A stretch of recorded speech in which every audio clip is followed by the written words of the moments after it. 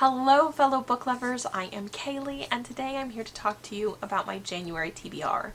Now I don't normally set monthly TBRs because I'm really very much a mood reader, but because I'm trying to participate in some challenges, I actually am setting TBRs, and I think I'm going to be trying this for the first quarter of 2021 and seeing if I can make it work for me.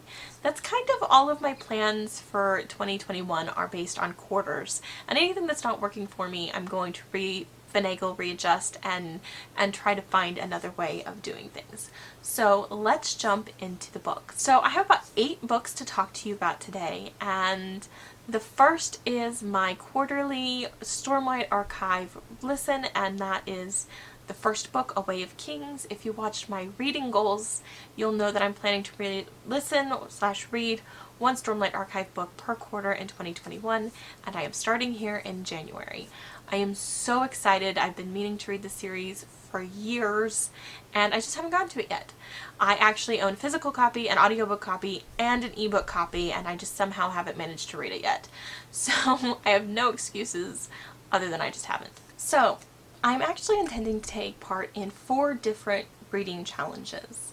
The first one is the Read Your Shelf project that Chantel over at Intentional Life is putting on.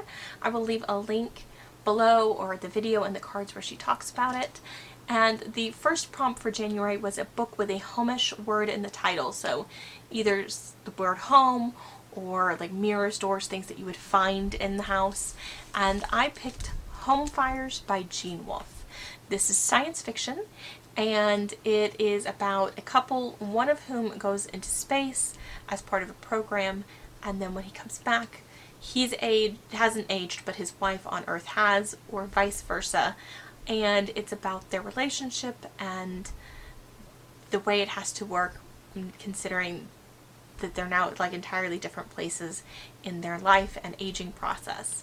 I've been meaning to read more Wolfe, and I picked this book up last year because it just sounded really interesting, like a really interesting concept and something I would love to read about and watch someone explore. The second challenge I'm planning on participating is the Uncorked Librarians Reading Challenge, and her challenge is about kind of reading more diversely, more broadly, kind of pushing your boundaries. And the prompt for January is to read a truth bomb nonfiction title. And I selected Emmanuel Acho's Uncomfortable Conversations with a Black Man. He has a YouTube channel that I found not too long ago, and I've watched some of the videos, and I find his approach to things really enlightening, and I really enjoy watching those videos. So I'm very much looking forward to reading this book and getting more of his thoughts. So the third challenge I'm participating in is the Modern Mrs. Darcy Challenge. And her challenge this year was really interesting because it was about making the reading life you want and picking out what it is that you want to focus on. And by doing the little survey, I guess, you kind of got an idea of what you should focus on. I picked the prompt for January, which is a book that you've been meaning to read. And I've selected Connie Willis's Doomsday Book. Anybody who's watched very many videos on this channel will not be surprised to hear me talk about Connie Willis. I filmed an entire Connie Willis video. I've mentioned her in multiple videos. I'll leave a link to the Connie Willis video in the below or in the cards.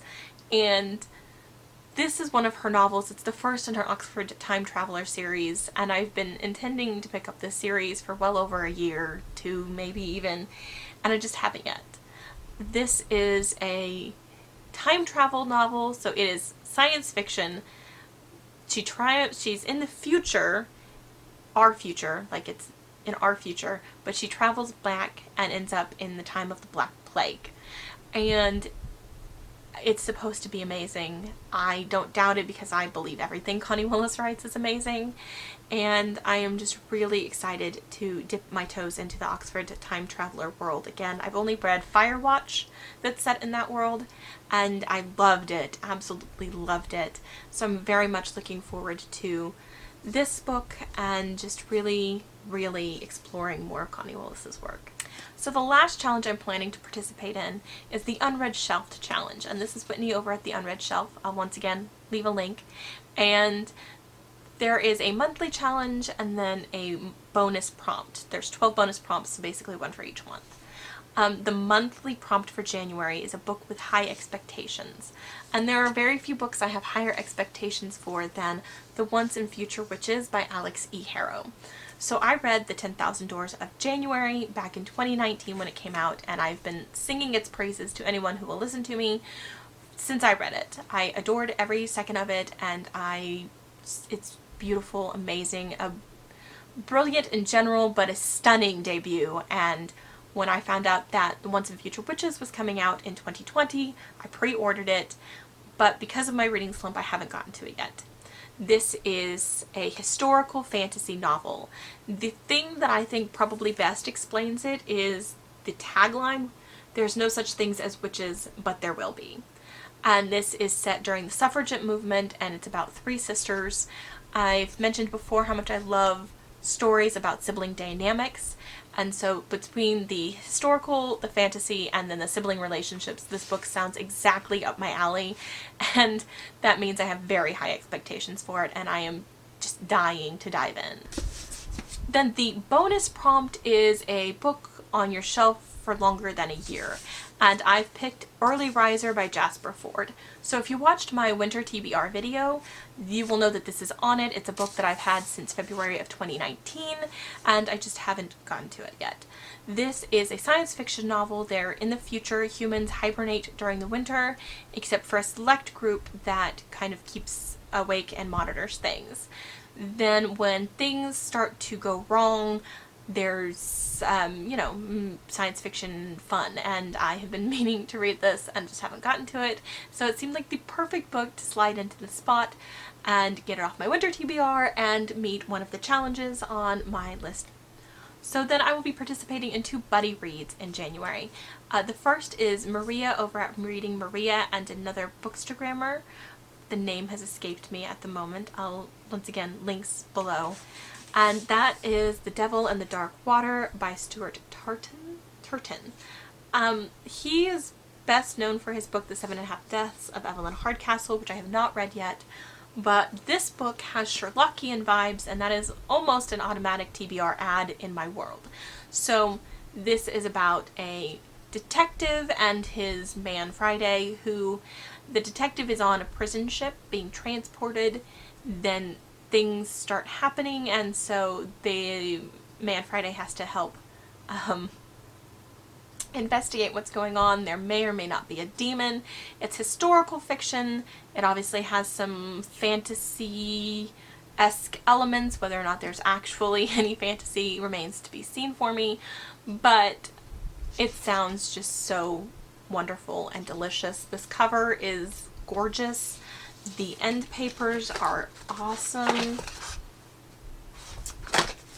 And I was already eyeing this book, and then Maria announced they picked it for the January buddy read, which made me so excited. And then my husband bought it for me for Christmas. So the last buddy read I'll be participating in is Mike over at Mike's Book Reviews. He is doing like a 2-year Malazan Book of the Fallen reading project, and my husband and I have both been intending to read that series, so we decided we would join in. And so in January I will be reading Gardens of the Moon by Steven Erikson. This is fantasy, and I can't even begin to explain it. I'm sure there's much better people to explain it, but I will probably be giving this 2 to 3 books of attention before I decide whether or not I'm going to continue on with the entire series, because there's like 10 main books and then a lot of other books as well. So yes, this is very exciting because, like I said, my husband and I have both been intending to read it, and we just haven't gotten to it yet. So those are the books I have picked out for January. I am intending to read at least 1 or 2 of my Kindle books and at least 1 or 2 of my audiobooks. But what I'm basically doing, for instance, I have like a lot of science fiction fantasy, which is great because I adore science fiction fantasy. So I might add more science fiction fantasy if that's like really appealing to me this month.